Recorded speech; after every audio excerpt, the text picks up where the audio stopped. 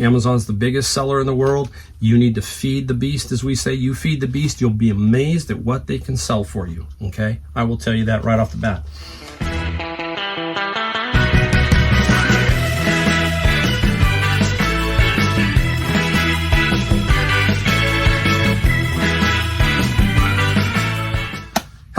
Mike, the Golden State Picker. I'm in my garage and I've got a video for you today on Amazon FBA book selling.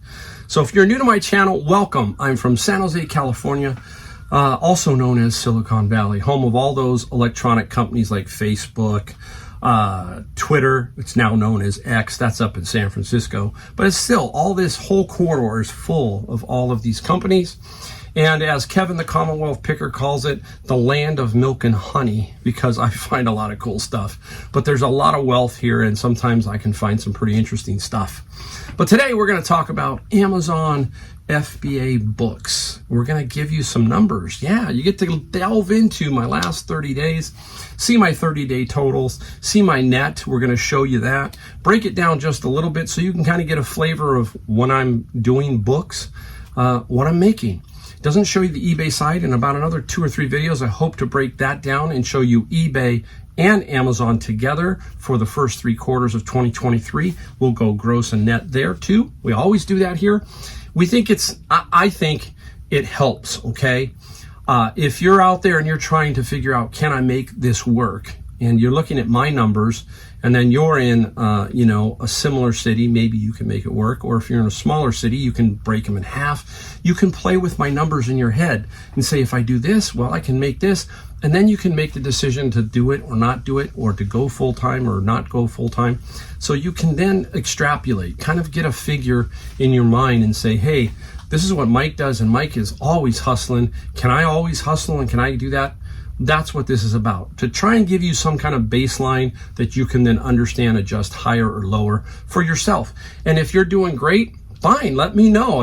I'm curious about my numbers here, especially my average selling price per item on Amazon. So if you have your average selling price on Amazon, let me know. I'm curious to see if mine is in line with most people on that. So we're going to get going on all this in a second. I'm going to discuss my ride to this point in my life, about how I got started really quick.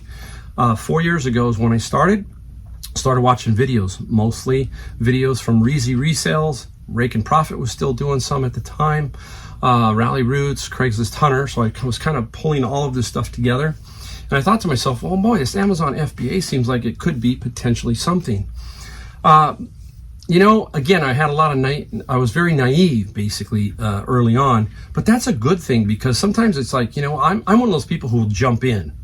A lot of people won't jump in. A lot of people will just hold back, and that can hurt you in the long run. But generally speaking, I'm very curious and very, I don't want to say aggressive, but yes, I will take a shot at it basically.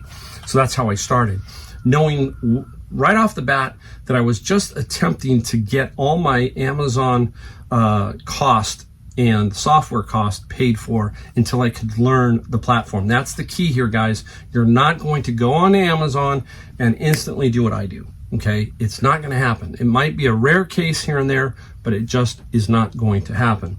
So keep that in mind. It's straightforward. I'm telling you, this is the way it is most of the time.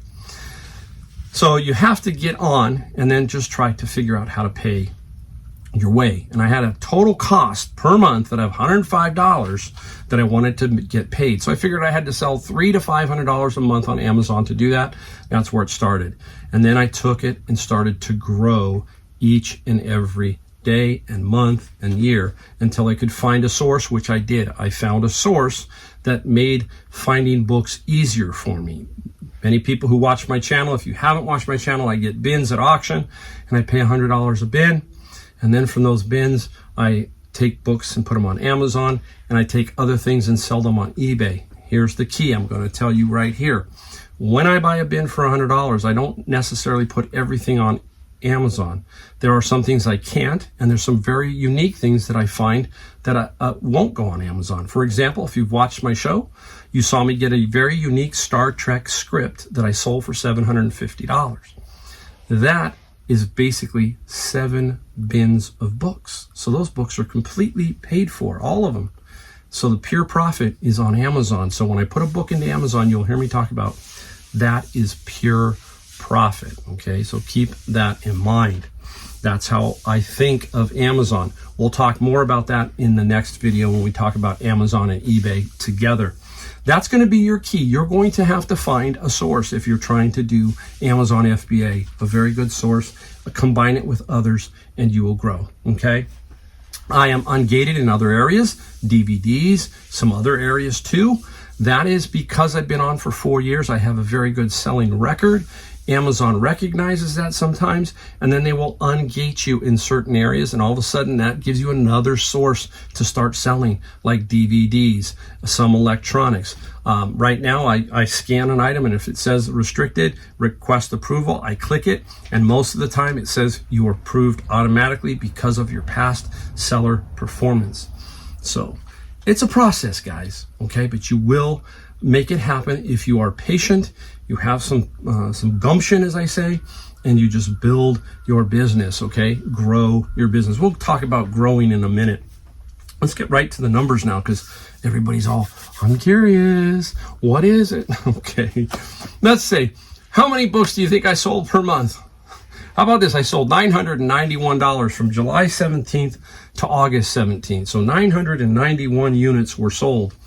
Bad. They call them units because it could mean anything. But basically probably 970 of those were books and 21 were maybe DVDs or something else. Gross sales of $21,855. If we divide $21,855 by 991, we get an average selling price of $22. That's it. Average selling price of my items on Amazon are $22. Okay, so that leaves us when we take away the fees, because now you're going to see, I'm showing you the Amazon Seller Central, the breakdown. You guys get to see it here. We got to be above board and straightforward. Can't just tell you. I want to show you so you can actually see it. The expenses for that 30-day period, $11,567. That's all of Amazon's fees. They have a lot. I will tell you that this month was light because I think I had a few bigger books sell, and so that helped, in general.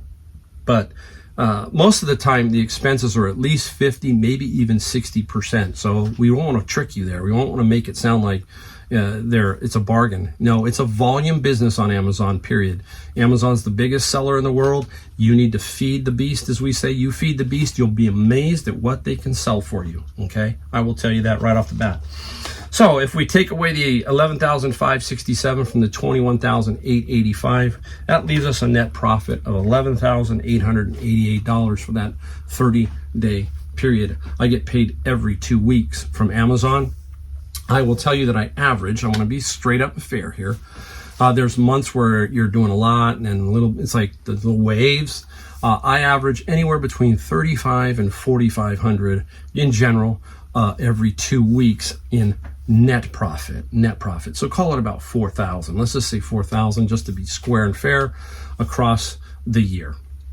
You'll see that at the end of the year when I break it down. Basically, if we take the net profit of $11,888 and we divide that by 991, we come up with $12 net per book. So I make $12 net per book in that 30-day period. That's not bad, because if I can get 2,000 in, think about it. If I can get 1,500 in, but I will tell you that's pretty hard. That's a lot of work. It can be done, but that's a lot. It's pushing it. I shoot for, just so you can see what I shoot for, I am a box a day guy. That's how I've broken down what I need and what I want. I ship anywhere from 30 to 35 books a day on average, which works out to almost the 991 if you think about that. If I do 35 books on average a day in sales, that is almost $1,000. That's $1,050. So let's say I put in 991 units every month and I sold 9. It's a 1-for-1.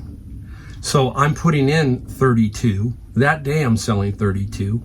I put in 29, then I sell 32, 33. You can see what I'm talking about.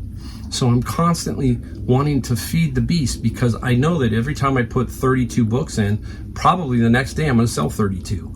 That's the average number I sell a day, is only 30 to 35 books a day. So I just keep flipping, keep churning.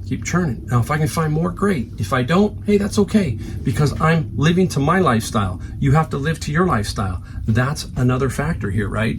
What I make is what I make, and what you do is what you do. So you can take my numbers, look at them, and say, this is what Mike says he does. He puts in 32 consistently a day, and this is what he comes up with. Now, you can say to yourself, okay, maybe I can only do 15 or a box every other day. Okay, maybe I do half of what he does. Is that, I don't have to work as much because I have to work a little harder. So you see, take the numbers, play with the numbers, and see if they will work for you, okay? That's the key, is you're gonna learn from what I do and from watching my videos, what I'm doing and how I'm making it work. Now, the only other caveat is I have that zero cost because it's paid for, right? So 991 units, let's say they cost you $1. So you're gonna have about $1,000 a month in additional cost of goods, basically, if you can't offset your book somehow. But I'm offsetting that bin with eBay, so that's what I'm doing there. So I'm constantly breaking even basically on the bins. So that is pretty much that. Let me give you some other little tips here, guys.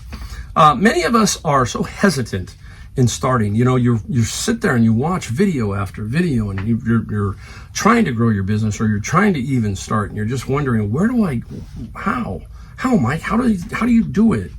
And it's basically, guys, you just need to basically jump.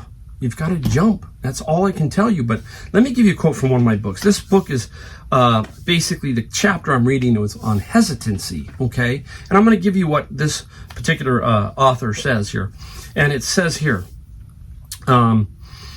overcoming excessive hesitancy means learning to see failure as part of the path to eventual success.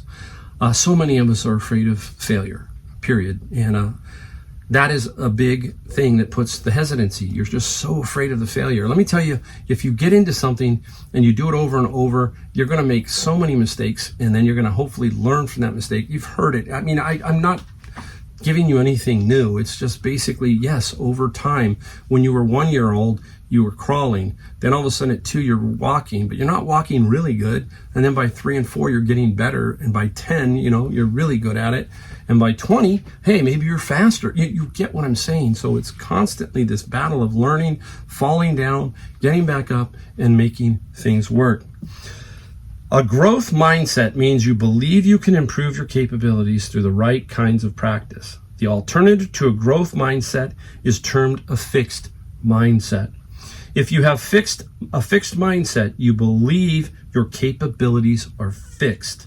People who have fixed mindsets are excessively scared of failure because they believe they can't improve.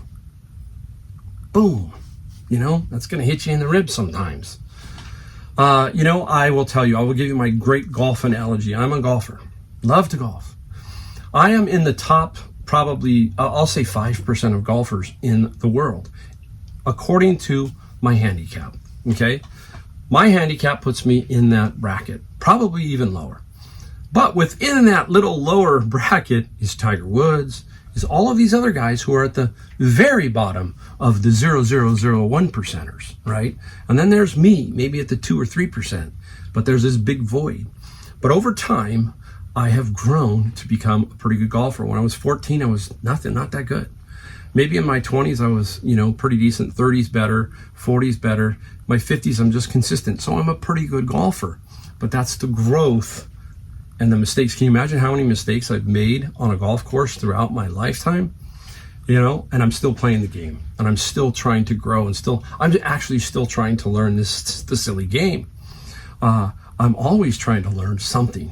And that's the key here. Same thing in business and same thing in Amazon. I'm always trying to learn something to improve myself, to be more efficient, to grow and become better at what I'm doing. And I feel like I have, okay? If you've watched my channel, you have seen me grow on the channel.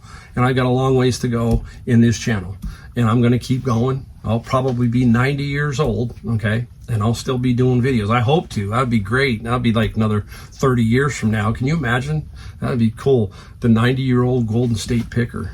All right, guys. Hey, Thank you for watching my channel. I love that you guys give me your eyes and your ears for a little bit. So thanks again, and don't forget to hit like, hit subscribe, and I will see you in my next video. Thanks again.